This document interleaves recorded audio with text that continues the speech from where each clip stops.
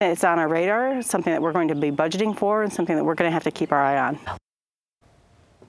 Lake Michigan water levels have been a major problem for a few years now, and anyone that lives on or near our lakeshore knows firsthand how bad it is. Yeah, let's look at some of those numbers. According to the U.S. Geological Survey, hundreds of millions of dollars have been lost by the 40 million people and industries in the Great Lakes Basin. About 15% of the United States and 15% of Canada's population live along or near the 9,000-kilometer long coastline of the Great Lakes.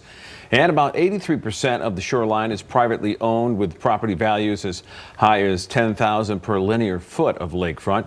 Now our Candace Monticelli has a closer look into the erosion happening and where the water levels stand today.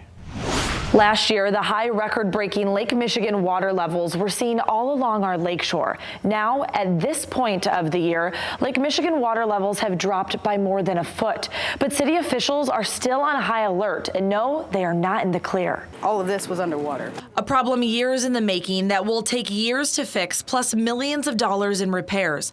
Lake Michigan, that so many Michiganders love, continues to cause devastating coastal erosion. Deanna Apps with the U.S. Army Corps of Engineers says last year Lake Michigan and Lake Huron set record high water levels January through August, but this year we have seen water levels drop. In the last 6 months, we've really seen drier conditions in the region, and so we've seen a larger than average seasonal decline on Lakes Michigan, Huron, and so far this season, we've seen really a limit in the seasonal rise as well. If we go in depth, we know Lake Michigan water levels were down about 14 inches below last April's monthly mean, but still above average for normal April water levels by 22 inches. Now in May, water levels have continued to drop 4 more inches, and overall, we are still 18 inches above normal levels. In other words, we aren't out of the woods yet, and erosion damage can still be done. The risk for that coastal impact of shoreline erosion and flooding is definitely less, but it's still possible, especially if we get an active storm or, that moves through and we see large winds, and that could cause some increased wave action. Numerous lakeshore communities continue to battle the elements causing the erosion damage. Homeowners living on the edge with their homes nearly falling into Lake Michigan, or cities such as South Haven trying everything to save what they can. South Haven alone has had flooding in their wastewater treatment plant, closed roads for almost a year, and adding barriers to protect South Beach underground reservoir. We have HESCO barriers in place to protect we have an underground water storage for the water filtration plant, and we're going to leave that there as well. The city of South Haven plans to leave all mitigation measures in place in fear of the water rising again. The Great Lakes have natural water cycles. According to the Army Corps of Engineers, typically we see a springtime rise with extra rainfall and runoff, then peaking in the summer months, and finally a seasonal decline in the fall and winter with increased evaporation. Typically on Lake Michigan, Huron, we could see usually in a yearly cycle, it's about a 12-inch cycle. City officials in South Haven estimate last year's record high water level damage would cost millions. But these lakeshore communities need help with the bills. Spending that much money in 1 year would basically cost the city to shut down with no leftover funds. We did put together a presentation where we estimated about $20 million to get everything fixed and to keep services and everything open as if there was not a high water event.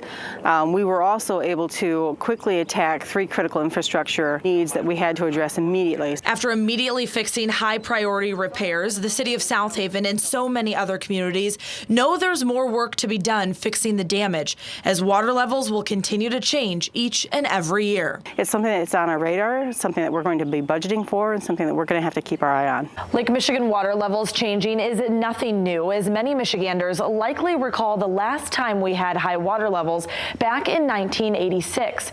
This most recent spike, though, was a quick, drastic change as we went from record low levels in 2013 to record high in 2020, making that just a 7-year turnaround.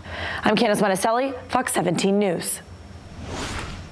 Pretty interesting. Yes, indeed. We're now going to check back in with Chief Meteorologist Kevin Craig for a more, in-depth look at what the levels have been like in recent years. Hey guys, thank you very much. Good morning, everybody. There's two things I want to pick up on where Candace left off. First of all, she talked about the Lake Michigan, Lake Huron, Lake Basin. Those are the same basin, you see, because they're connected by the Straits of Mackinac. She also talked about lake levels being up and down. We call that cyclical. Here's something that looks like a chart of from a stock here. And this red line is the average or normal height of Lake Michigan, about 579 feet.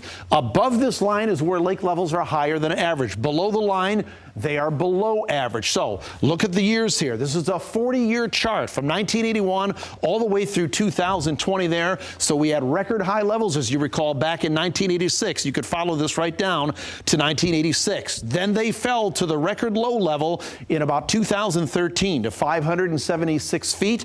Then they went up in 2020 and they spiked there. So 1986, 2020 was around the same height there, well above normal. Here's what I want to show you folks. I got here to West Michigan in 2001, and it seemed like for more than a decade, I could walk along this beach in Grand Haven, go around the rocks, and get up on the pier and never get my feet wet. I just snapped this picture last week. So yes, water levels are down, but these rocks from this black line from the end of the beach there to where these rocks are, there's about 50 to 70 yards of beach that has been lost that is underwater. You no longer can walk around these rocks and get on the pier without getting your feet wet. You have to go towards the campground and come around this way. That's the only way you can do it. And here's something to think about. A 1-inch rise in the Lake Michigan Huron Lake Basin equals 790 billion gallons of water. So I will tell you folks that between now and next month, we're looking for about a 2-inch rise in that, which is going to be about 1.5, 1.6 trillion gallons of water. This picture was taken back in September of 2020 at the end of the pier head in Grand Haven. And this is just an example. Candace did a lot of reporting in South Haven, but everybody is sharing in that wealth. This is where the end of the pier would be. Look at where the Lake Michigan water level was in September of 2020. It was washing over that pier head. So this was inaccessible. You couldn't even walk at it. Now, this photo was taken just last week on Friday. The water levels, as Candace mentioned, are down about 18 inches from this time last year.